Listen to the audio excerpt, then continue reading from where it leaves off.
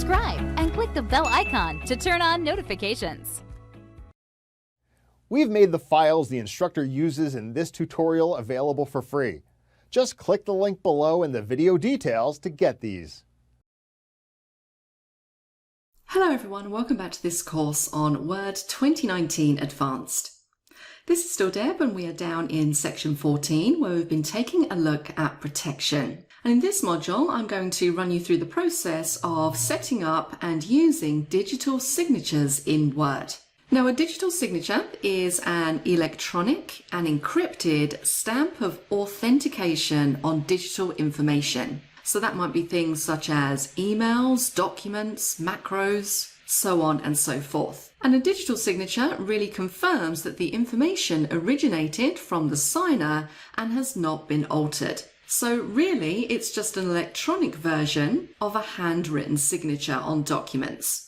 And having a digital signature that you can apply to different documents is a lot more convenient these days than having to print out your document, manually sign it, and then scan it back in. Now, when it comes to the process of creating a digital signature in Word, it's not quite as straightforward as just selecting an option. Obviously, your signature is personal, private, and being able to easily enter in a signature on any kind of document without first authenticating who you are could be dangerous. So the process I'm going to show you here might seem a little bit long-winded, and having run through this process myself, I can tell you from experience it's actually not too bad if you did want to set up a digital signature.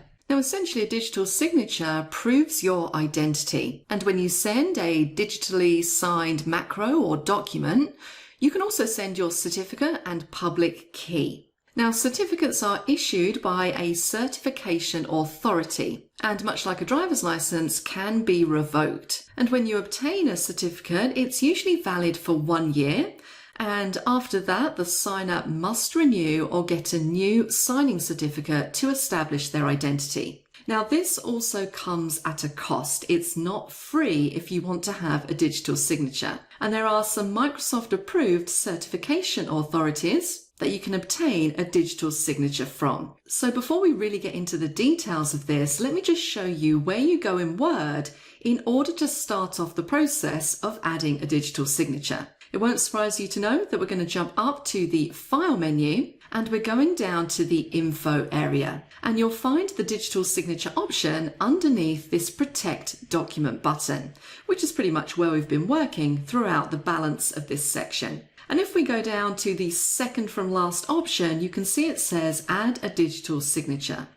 Ensure the integrity of the document by adding an invisible digital signature. And that's also an important point to note. You can add a visible signature or an invisible one. Now, I have a digital signature certificate, which is going to allow me to walk through the process with you. So if I was to click on here, it's going to take me to my certificate. Now, if you don't have one, when you click on this button, you're going to get a little pop-up on the screen, which is going to direct you towards a link advising you of where you can get a digital signature from. And it will show you some Microsoft partner companies where you can be sure that the certificate you're getting is authentic. So I'm going to come back to here in the next module where we actually add in our certificate. But for the time being, let's just jump across and read some more information about digital signatures.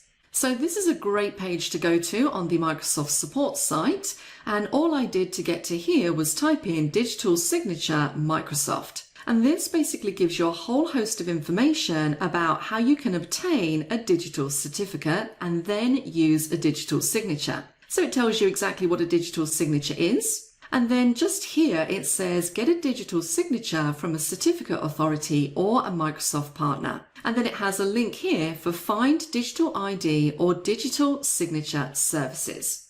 So let's click on this link and take a look. Now, the first line of this page pretty much states exactly what we want to do. So it says digital IDs, also known as digital certificates, help to validate your identity, and they can be used to sign important documents electronically.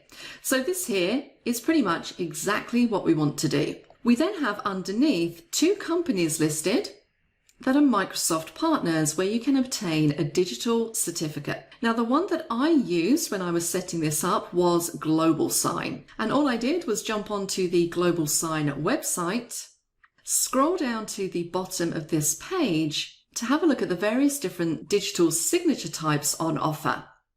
And the one I went for was the Personal Sign 2 Pro.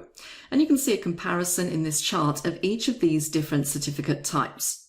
Now, as I said, these do come with a cost and they aren't particularly cheap. If we scroll down, you can see here exactly how much this costs for a year, 2 years, 3 years, so on and so forth. But if you do sign a lot of documents, then this might be worth it for you. Now, the actual process, which I can let you in on because I have been through this myself, it was pretty straightforward. I just clicked the Buy Now link. I filled in some details and I sent that off to Global Sign.